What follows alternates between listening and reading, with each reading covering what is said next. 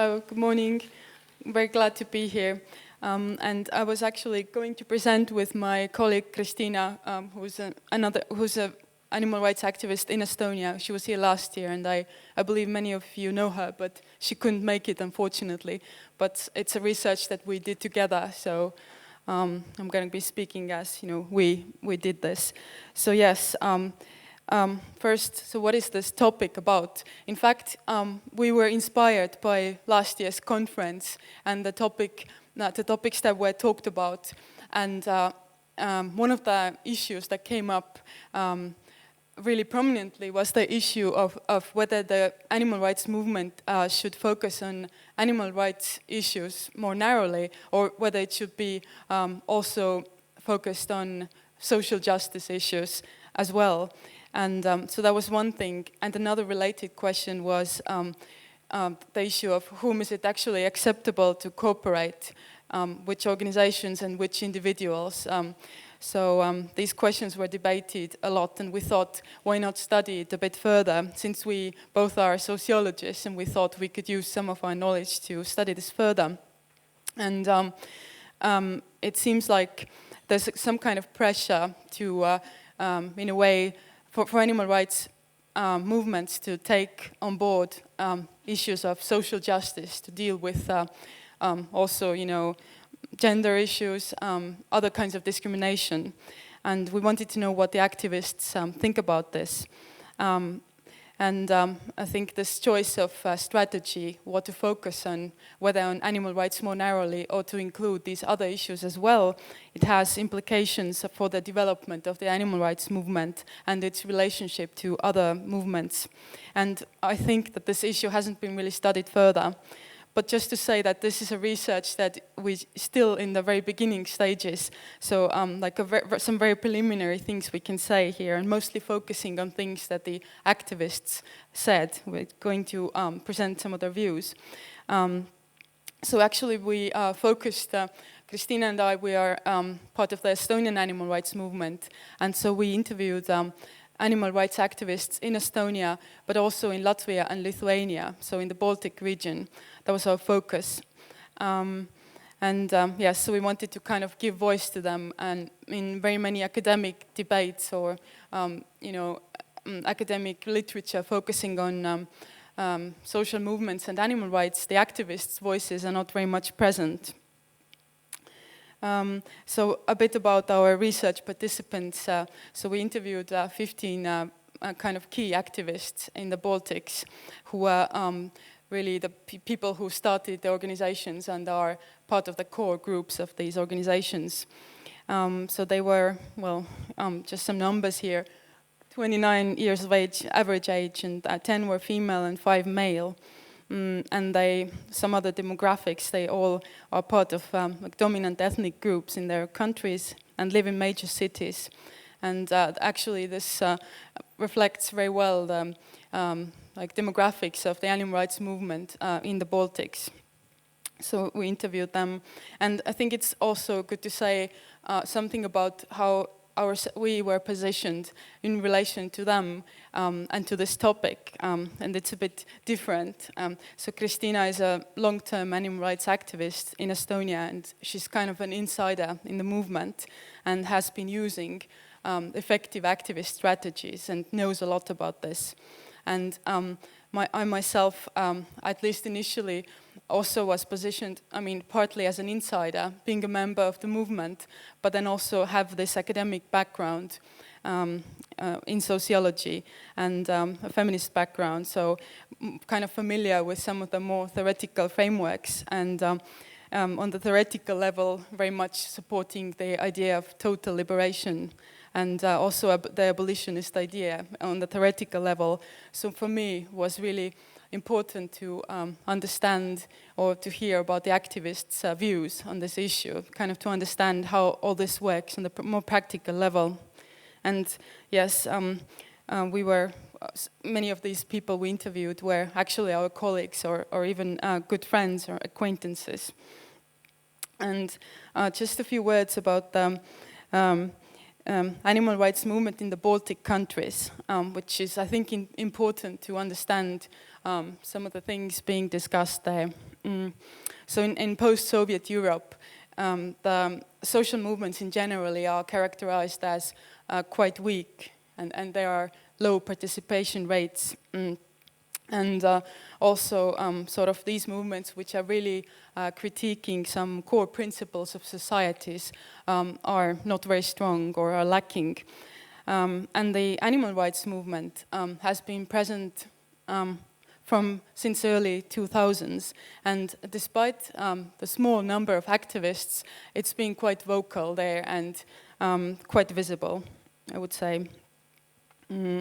And some of the views of our research participants and the activists, what they said about the Baltic context, so they characterize it as the Baltic and East European societies more generally as conservative, backwards, homophobic and sexist, some of the words they used. And they also talk about activism as something with negative connotations and very misunderstood generally. And give historical reasons for this. Well, there was the Soviet occupation, and civil society activism couldn't really develop well under these conditions. And also they are pointing out that NGOs lack finances, and especially animal rights NGOs. And there are very few committed activists, and also very few potential cooperation partners. But then on the more positive side, the activists we talked to, they point out that due to the smallness of the societies, it is quite easy to get to the media with your animal rights topics.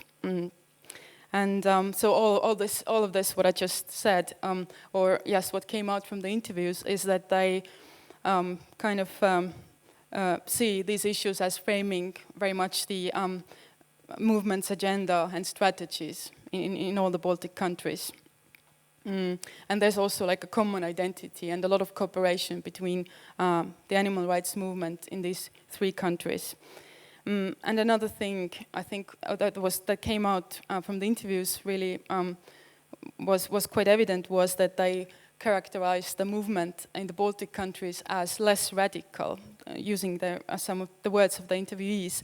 Less radical and also less diverse in terms of the strategies that are used, let's say, compared to Western countries.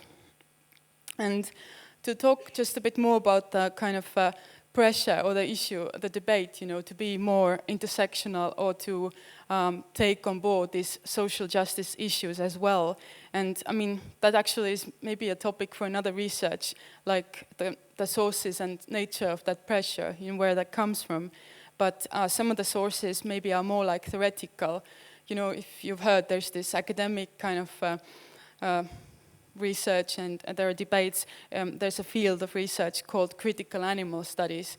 So for them, the kind of ideal is total liberation, and they talk about how different kinds of oppressions are connected, and how you cannot really only work on animal rights, but you should also always consider these other issues and how they intersect. So, to also fight against sexism, racism, homophobia, and so on. Then you're, I guess, familiar with abolitionist ideas, which talk about, not really wanting to do any welfarist stuff, but just to always promote the abolitionist message. But in their literature, this idea of total liberation is also very much present. And then, well, like in social sciences more widely, there's this word intersectionality that is used often, and that means, like, again, that we cannot really focus on one thing. If we talk about, let's say, gender, just it even acquires its meaning in relation to these other categories like race or, class and different ones. So the idea is to look at these together.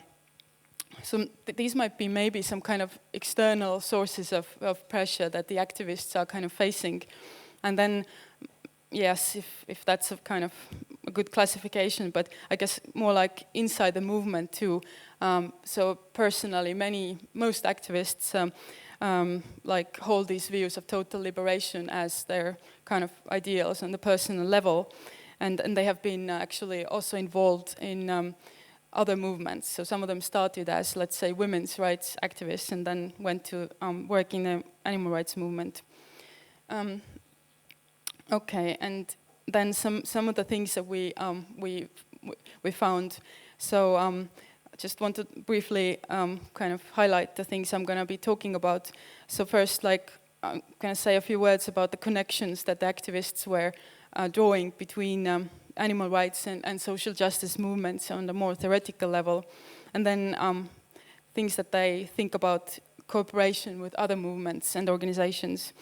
And a very prominent thing that came out was the idea of effective activism and how that was talked about, and also, you know, in some ways, new welfareism and the kind of movement towards that. And finally, kind of some ideas about how to, this dilemma, you know, whether we should only focus on animal rights or take on board these other issues, some ideas how to kind of resolve it on a more practical level. Okay, so the activists' views on the connections between the animal rights and other social justice movements. So for them, the basic scheme is similar. So there's the idea of justice, and there's the need to protect individual rights, and so the idea that all beings have the right to life.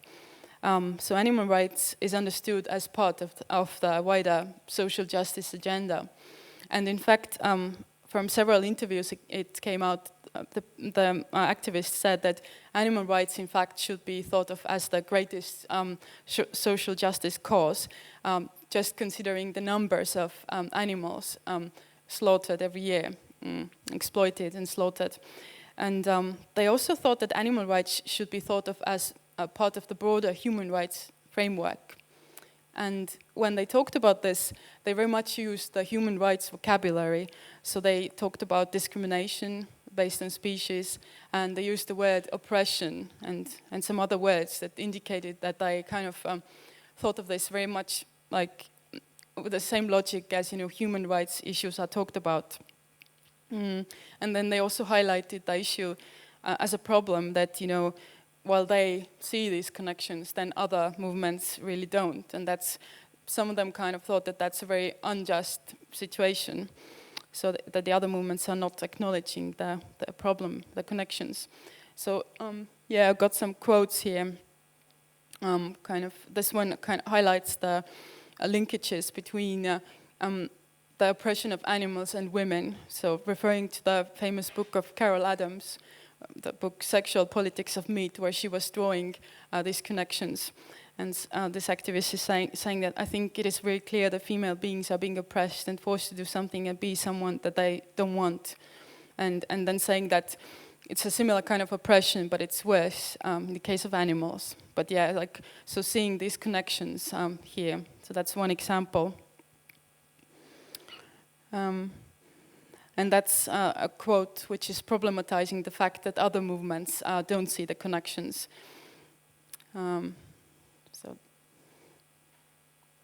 So talking about the cooperation with other movements and organizations, so one question here is, you know, should we also, you know, endorse their agendas or cooperate with them when they do campaigns, let's say, on, you know, fighting sexism or, you know, these other social justice causes? That's one question, and the other is, whom is it acceptable to cooperate? Is it okay, for instance, to cooperate with some organizations who are sexist or endorsing some views against immigrants or, you know, these things? So kind of how they see these borders and what are they, the dilemmas they are facing. We're interested to see how the activists talk about this. And they are saying that this is becoming like a more widely debated issue now. So maybe something that they don't face with every day, but it's becoming quite important in the discussions within the organizations. And they say that there's not much cooperation going on, but there are some exceptions that they highlighted, saying that there's, for instance, in Latvia and Estonia, cooperation with LGBT groups sometimes. But then beyond that, they didn't see much cooperation. It was problematized occasionally that there's not much cooperation with environmental NGOs, for instance. And then regarding this cooperation with other organizations and movements, they were, the activists were highlighting that it's very difficult to draw the line and saying like, nothing is really fixed, and it's always a kind of a process of negotiation within the organization. So, talking about whether it's really possible to set like some fixed organizational policy or guidelines regarding whom to cooperate with and with whom not. It seems like they are favoring this kind of ongoing process, not coming to a fixed decision and sticking to it, but just kind of a process. So a case by case and very contextual. Yes, and really depending on the topic that is being worked on. And often then, in making these decisions, they are saying that the ultimate question is, what is the greater good for animals if we cooperate with this organization or this individual, or if we pursue some action.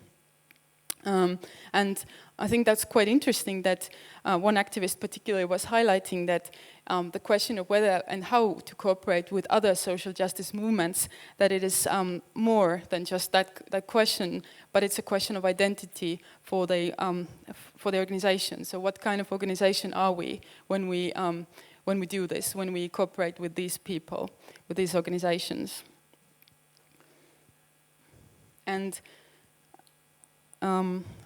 yes, so this is highlighting that this is, they are saying here, that person is saying that it's not easy to draw that line, and it's a difficult question. And that's another aspect they're highlighting here that they have to consider. So if you kind of refuse to cooperate, or if you want to be very exclusive, then there's the fear of isolating yourself. And then it might be counterproductive to that other question, what is good for the animals. So in some cases you might need to make a lot of compromises, but to think, okay, if that benefits the animals, then we might actually do it. But yes, they are highlighting the fact that the border is never very clear in this question. And this activist is saying, like, if I represent an animal rights organization, then I have to cooperate with the devil himself. In this situation, I have to stay true to my moral values and to remind myself all the time why I'm doing this, not to get carried to the other side. So that's highlighting this very difficult dilemma of cooperation, the everyday level. And then this activist is saying that I think the cooperation with other movements would no doubt be useful and would diversify our movement and show a larger picture. In the end, all these struggles are paving the way towards a better or more just world, and it is logical that they are all connected. To achieve an animal-friendly world, to the extent that we desire, some kind of preconditions have to be fulfilled. I cannot imagine an animal-friendly world where people are discriminated. These things should go together. There should be a world where no one would be discriminated, including animals. So that's kind of very much in support of the animal rights organizations cooperating with the other social justice movements. And I wanted to, I think that's a really good, one of the best examples probably that came up. And instead of probably reading this, I'll summarize. So one of the organizations, one of the representatives I talked to, I interviewed, was talking about a specific case where their animal rights organization got a very lucrative offer from another organization to cooperate. And so this other organization promised them the use of their premises, like a paid position, the use of all the facilities in their organization. But it was a very lucrative offer, and the animal rights organization was about to take it. But then it turned out that the organization who offered it hosted a homophobic event in their premises. So the animal rights organization started asking further, started problematizing that, and addressed the issue with the organization who offered the cooperation, but they didn't understand the problem. So they said, okay, like it's okay if these people are doing this event in our premises. And then the animal rights organization actually decided not to cooperate with them or not to take that very lucrative offer, which would have actually developed the organization very much, or probably would have helped them to work on animal rights causes better, at least in the short term, but then they decided to decline. So in that example, we see that there was this dilemma, and they decided that these other causes are really important and cannot really compromise so much. So I think that's a very good example of such a dilemma and how it was solved. And so a lot of what they talked about too was the idea of effective activism, as many of you probably know it or are even using these strategies. In everyday work, just to focus on what messages work and what is effective in animal rights work. And there are influences from the areas of marketing and psychology. And also in the interviews, the activists were citing authors and mentioning names of the people they're influenced by who are effective activists. And the question is, which communication strategy is the most effective? And as the activists themselves in the interviews were also emphasizing that this is very much kind of a very rational kind of thinking, and a lot of it is about the calculation of losses versus benefits, and even utilitarian logic is often used. So again, this having this ultimate goal in mind, what is best for the animals? How can we save more animal lives in a given situation? And then this effective activism was kind of constructed or seen as very oppositional to abolitionism. So they kind of emphasize in their organizational strategies also like the movement away from abolitionism to effective activism, to is really focusing on the strategies and what works. And the arguments that they brought for effective activism to focus on animal rights only, not then actually to include these social justice causes. Some things they said was that other organizations who are working in social justice are also focused on very particular issues, and they are not reaching out to cooperate with other groups working in other social justice issues, or at least not always reaching out. And another argument was that on a practical level, an activist cannot have detailed knowledge of all forms of injustice and ways how to deal with them. So that was seen as like an obstacle. So if you don't have the competence, how can you engage in all these struggles? Although theoretically and personally you are in favor of fighting all these fights. And then the importance of developing a very precise focus was highlighted. So if total liberation would be the focus, so that was seen as too big and blurry. So something more specific has to be there. And yes, and a question of the target groups, the audience, was really important, and they think the public image of the organization. So there was very much concern about that. The idea of if you focus on all these things, it might be confusing for your target audience, and especially in this post-Soviet context in these societies, a lot of concern was about the possible loss of supporters. So, if we go out with all these messages and this society is like so conservative in many ways, so we'll just lose many supporters. But then there was an argument for including these other social justice causes too in animal rights work. And this had to do with distinguishing short-term versus long-term goals. And so in the long term, it was seen as useful for people to see the connections between these all different social justice issues.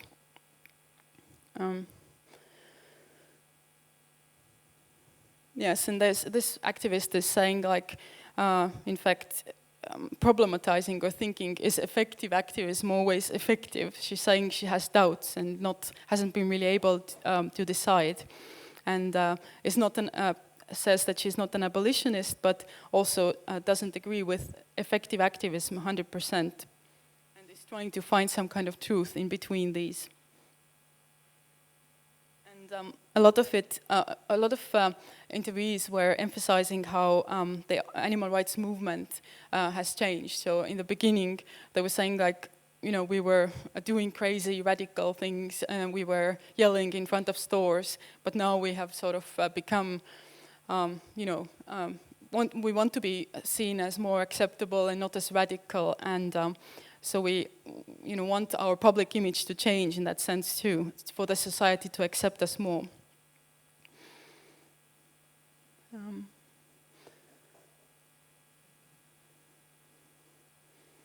And this is an example of this kind of utilitarian logic. So this activist is saying like, okay, we could remain radical and spread 100% abolitionist message and we would get new vegans, but the question is how many? And then goes on to say, oh, maybe it's better if we get more vegetarians, in fact. So kind of like thinking in these numbers here. Okay, and I think that's quite interesting too about the messaging and what works.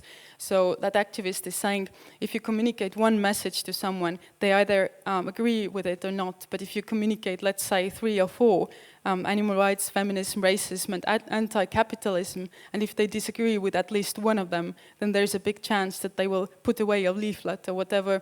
They will not take the message so openly. So therefore, I tend to think that in the public communication, it does not make sense to bring in different aspects just because this can be ineffective. So that's kind of saying, okay, like in the everyday work, it might be difficult to actually focus on all these things at the same time.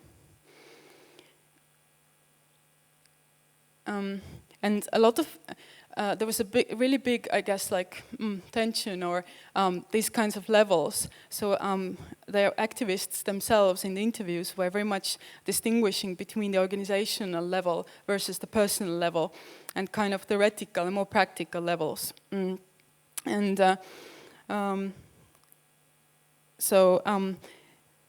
they are kind of saying that, yes, on the personal level, we are all for, all these social justice causes, for total liberation, but, and that's actually like, we kind of want to be honest, The question of personal honesty was really important to them, but then they said, but as an organization, we often cannot, in specific situations, focus on all of these, and we feel like we are being a bit dishonest, but that's something we have to live with, in a way. They were kind of very much try to navigate these different levels in their everyday work. And yes, as this activist is saying in this last sentence, for me it is quite important to be truthful and honest when I connect to people. So,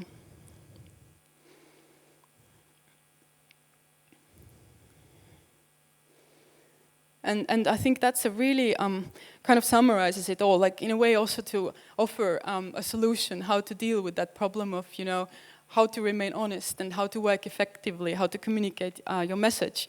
So I'll read this out, talking about the image of the organization. Our image is not like it reflects factually or actually who we are. It's a particularly constructed image to attract people. So in a sense, like they are distinguishing themselves and their personal values from this image that they are constructing for the public to attract people. And then, yes, so finally, some of the things that kind of what they are saying, okay, so if we cannot really in our work always focus on all of these things, although we would want to personally, but as an organization we cannot. So like, what are the things we can actually do? So one thing that was kind of emphasized was the aim to kind of avoid causing further injustice. So they are saying if we are actively unable to always promote social justice causes, then we are trying to make more or less active efforts not to further social inequality and injustice. So that's one thing. And and they also noted that sometimes it can be difficult to draw the line, like where's the line between, agreeing with some kind of injustice or like one activist was saying, so we kind of try to estimate what is the normal level of sexism in the society or something like that, and kind of not to further it anymore, but kind of in some situations accept that that's how it is and we cannot change them there at this point. Yes, but at least not to cause further injustice. For instance, in campaigns, using some language, you know, I might have some examples on the slide, in the next slides about this. And then another thing that I kind of proposed was that rather than, you know, immediately turning away and always refusing to cooperate with individuals or organizations whose views they didn't agree with or whose views on social justice issues were somehow questionable, then they say that it might be more productive to start a dialogue with them and to actually introduce them with social justice ideas. So thinking like, so if there are some individuals who might be, well actually, yes, an example that was given in the interview, so some people who might be very nationalist, so, but they want to contribute to animal rights causes. So what do we do in these cases? Like they acknowledge that on the personal level it is really uncomfortable, but then thinking maybe an idea would be actually to not to isolate themselves from these people, but to kind of include them in some level of activism, and then hope that you know, exposure to animal rights work and the values of animal rights activists might also kind of change the values of these people to kind of more egalitarian values. And then another kind of example was kind of coalition building, so in some specific circumstances to support one another's causes. So one example was like, so before elections, many organizations actually send some questionnaires to political parties and politicians asking them about their views. But these organizations do it kind of separately. So each sends their own questionnaire.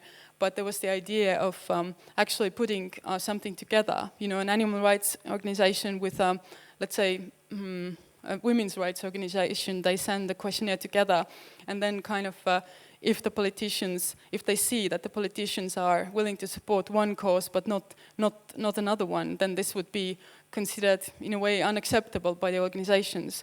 So also to send this kind of message that, you know, we as organizations, we see these things as connected, we support each other. It would be great if you also saw them as connected and supported us both. So that was a specific example brought by one person we interviewed.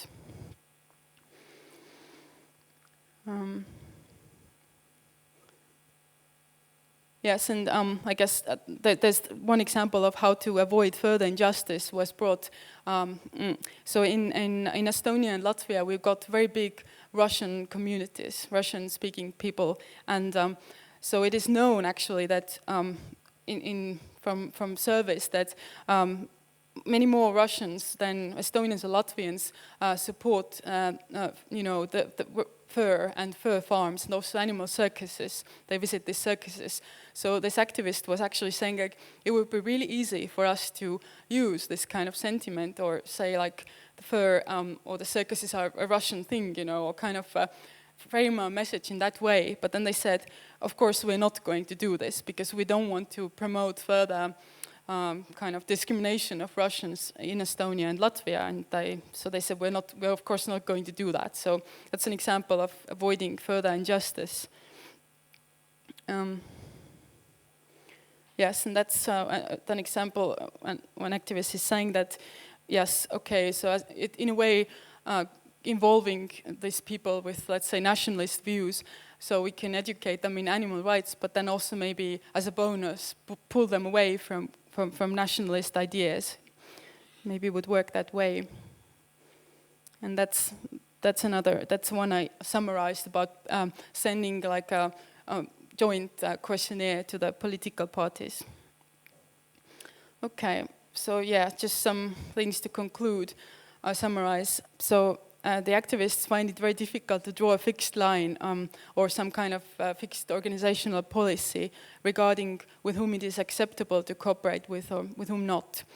And so this is very much done on a kind of case by case, and it's like a process of negotiation within the organizations. And there's this very frequent conflict between the personal views and organizational strategies and this theoretical level versus practical, which I think is a really important and big topic in itself, which can be studied further. And then total liberation tends to be really very much the personal ideal of the activists, but in their organizational practice, they then tend to argue for effective activism and not necessarily, being for total liberation in their tactics and everyday work. And then they talk a lot about how they have been initially been abolitionist, but moved to the, new welfarism, even in the case of some organizations, and effective activism. But I think going back to the sources of this pressure to be more intersectional, to include in your animal rights work all these different social justice causes, as it comes from this very theoretical level, as I was saying, this abolitionist kind of ideas and critical animal studies. So there, the connections are very much drawn on the theoretical level, and often very negative messages are sent from that side to animal rights activists, accusing them of not, taking into account all these things.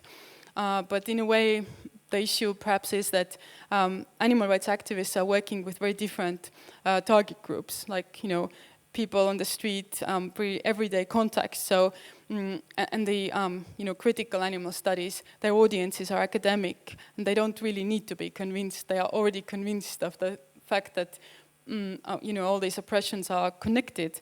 So yes, so in a way, I guess the issue of whom you have to work with and what you have to sell, so that if you have no need to sell the idea that the oppressions are connected, it's very much easy for you to talk about this, or yes, to target your audiences. But if you have to struggle every day with the issue that, even animal rights messages are very controversial, but if you add up everything there, you try to, include these other social justice causes in your messaging, it really is very confusing for your target groups. So maybe it will be important for these more theoretical approaches to hear the perspectives of the animal rights organizations on these issues, the people who actually, try to sell these messages to common people every day, So I'm hoping that maybe with that study, we can kind of, publish maybe the results in some journal on critical animal studies to kind of introduce the views of the activists more. That's it. Thank you.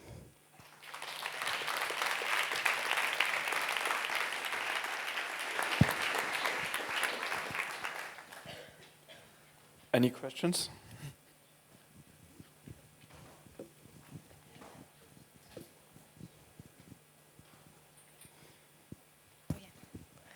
Thank you so much. Yeah, thank you for this very insightful presentation. Thank you. I just wanted to ask the question, and this question goes to all of us, why do we have to talk about total liberation in the first place? Why do we need such a presentation in the first place? And as far as my experience goes, within my short lifespan, or within my short involvement within animal liberation or animal rights, the idea of animal liberation was very much rooted in the anarchist scene, in the anarchist context, which has a very strong stance of anti-oppression or of anti-domination in theory, right? I mean, I'm not saying that we don't have sexists or racists or ableists, etc., within the anarchist movement, but as in theory, I would say anarchism also is, you can say total liberation is an anarchist principle. And then I would say that in the last years, we just witnessed a growth, problems of success of the animal rights idea, that now we have new groups, new welfarist groups, and we have groups that have kind of a liberal conception of rights, and we have new vegan lifestyle groups. So with this so-called success, we face a professionalization and also a rise of groups that talk about effective activism, which I am very critical of. I think it's very utilitarian, it's a neoliberal logic, it's very masculinist, etc., but we can talk about that in a different time perhaps. But what I wanted to say is that I think it would be great if we can just kind of refocus ourselves on the roots of, or what I call roots of the animal liberation idea, on anarchist principles, and if we perhaps network more with other anarchist groups, we could learn a lot from their history, be it security culture, be it strategies, be it prisoner support, be it non-hierarchical organization and decision-making, etc. Yeah, thanks.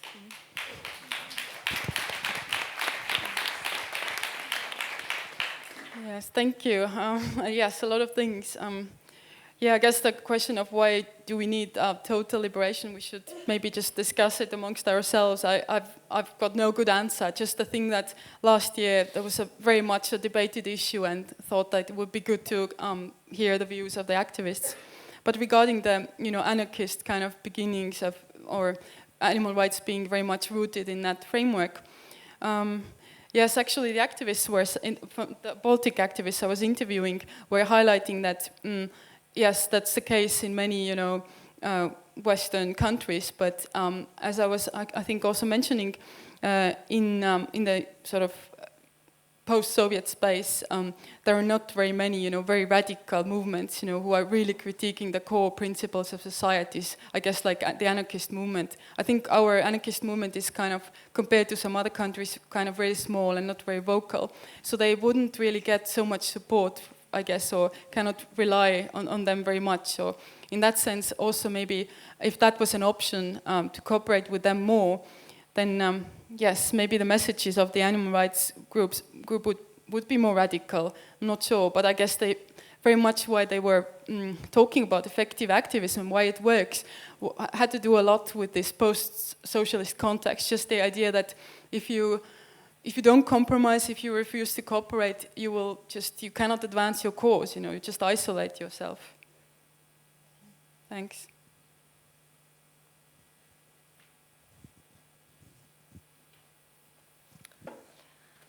I wanted to thank you for your presentation. It was really interesting. I had a remark to do about doing education with new activists who could have nationalist ideas or sexist ideas or racist ideas. I'm not very aware of the context in the Baltic countries, but in Western Europe, in a lot of countries, we have people with nationalist or racist and sexist ideas who use the animal rights movement to spread their ideas. And so I wanted to know if you have this kind of problems in Baltic countries too, or if it's just like society who is more sexist and racist, and I don't know. Thanks. I think the latter, what you just said, I think many of these things, what they were saying, or the questions we posed, they were like more hypothetical to them, or in a way like a thought experiment. In many cases, they hadn't really had those issues happening practically, but they were kind of thinking, okay, if that's the case, so how would we react? So I think still, so far, it hasn't been a problem that the animal rights platform has been used to promote some sexist or racist causes. But yes, I guess when that starts to happen, it's another story altogether. But right now, that's what they are kind of seeing this as an opportunity to include them and to kind of educate them. But I guess they are also kind of distinguishing,